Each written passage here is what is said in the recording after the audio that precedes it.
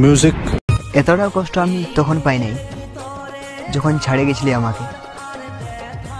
কষ্ট তো আমি তখনই পালি যখন তোকে দেখলি অন্য কারোর সাথে।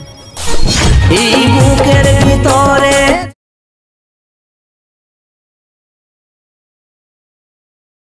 মনের কারাগারে আজ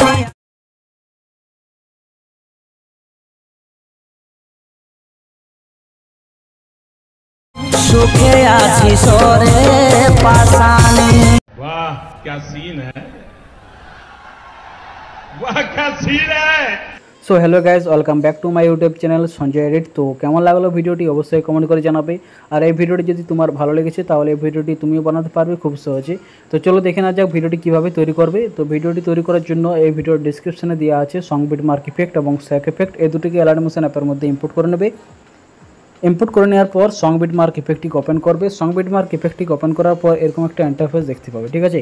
তো এখানে ফটো অ্যাড করতে হবে। তো ফটো অ্যাড করার জন্য চলে আসতে হবে 11.05 এই বিটে আসতে হবে। এই বিটে আসার পর প্লাস চিহ্নে ক্লিক করতে হবে, এরপর মিডিয়া, তারপর এখান থেকে যে ফটোটা দিয়ে ভিডিওটি বানাবে সেই ফটোটা এখান থেকে অ্যাড করে নেবে। অ্যাড করার পর থ্রি ডটে ক্লিক করে ফিল কম্পোজিশন এরিয়া করে দেবে।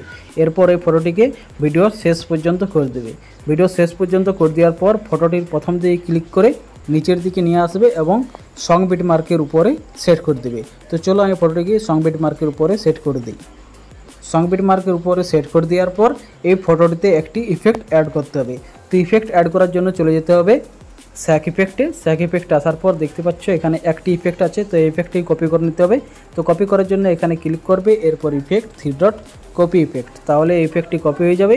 এরপর আবার চলে যেতে হবে সং বিটমার্ক ইফেক্টে। সং বিটমার্ক ইফেক্ট আসার পর যে ফটোটি অ্যাড করেছি সেই ফটোটিতে ক্লিক করতে হবে, এরপর effect three dot paste effect, তাহলে এই ফটোর মধ্যে ইফেক্টটি লেগে যাবে, ঠিক আছে, এবং আমাদের সম্পূর্ণ ভিডিওটি তৈরি হয়ে যাবে। এরপর আর কিছু করতে হবে না। এই ভিডিওটি সেভ করার জন্য এই কর্নারে ক্লিক করে এক্সপোর্টে ক্লিক করলে ভিডিওটি গ্যালারিতে সেভ হয়ে যাবে। তো হ্যালো গাইজ, কেমন লাগলো ভিডিওটি অবশ্যই কমেন্ট করে জানাবে। আর এরকম ভিডিও খুব সহজে বানানোর জন্য আমার এই চ্যানেলটিকে অবশ্যই সাবস্ক্রাইব করে রাখবে।